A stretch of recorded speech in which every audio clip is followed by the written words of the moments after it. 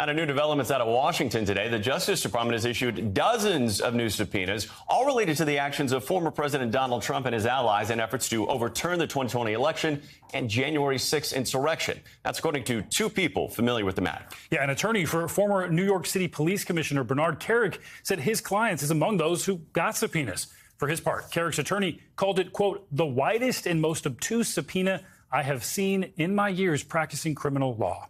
Joining us now to walk us through these latest developments is NBC News legal analyst Danny Cevallos and NBC News justice and intelligence correspondent Ken Dilanian. Thank you both for being here. And Ken, let's start with you. What else have you learned about these subpoenas? And do we know any more about who they were issued to and what exactly they're looking for?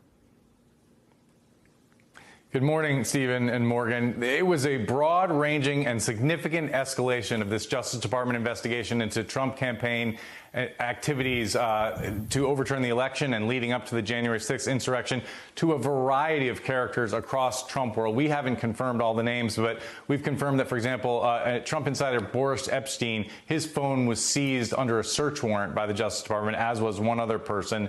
And then, as you said, around 40 subpoenas to various people. The lawyer for Bernard Kerik, the former New York City Police Commissioner, who was advising the Trump campaign on that Stop the Steal movement, asserting baseless assertions of fraud. He said that Bernard Kerik got a subpoena last week for documents and his grand jury testimony, and he's aware that a lot of other people who worked on the campaign got similar subpoenas. It shows that the Justice Department has really stepped up its efforts to investigate not only the Stop the Steal movement, but fundraising efforts for that movement, and also the fake elector scheme, the scheme to put forward false slates of electors showing that Donald Trump won the election when in fact he didn't, and efforts to pressure Mike Pence to potentially certify those electors on January 6th.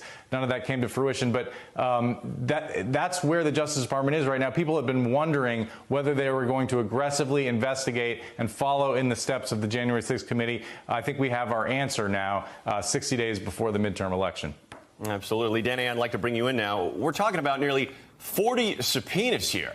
What kind of evidence is needed to actually secure that many? And does it tell you anything about where they're heading in the investigation or what kind of evidence they may already have? Subpoenas are very different from search warrants. Search warrants, the government has to go to a judge and demonstrate probable cause so that the government can go invade someone's home or office and look around themselves. Subpoenas, I can issue a subpoena from my desk. A grand jury can just issue subpoenas, and it's usually the prosecutor's call.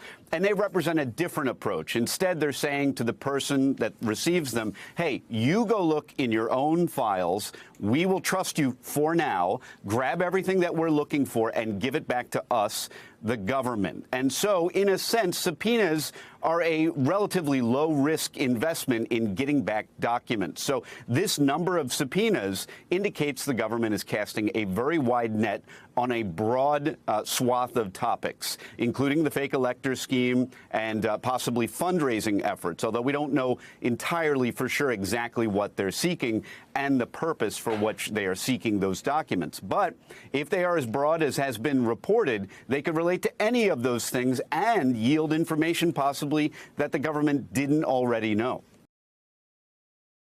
Thanks for watching our YouTube channel. Follow today's top stories and breaking news by downloading the NBC News app.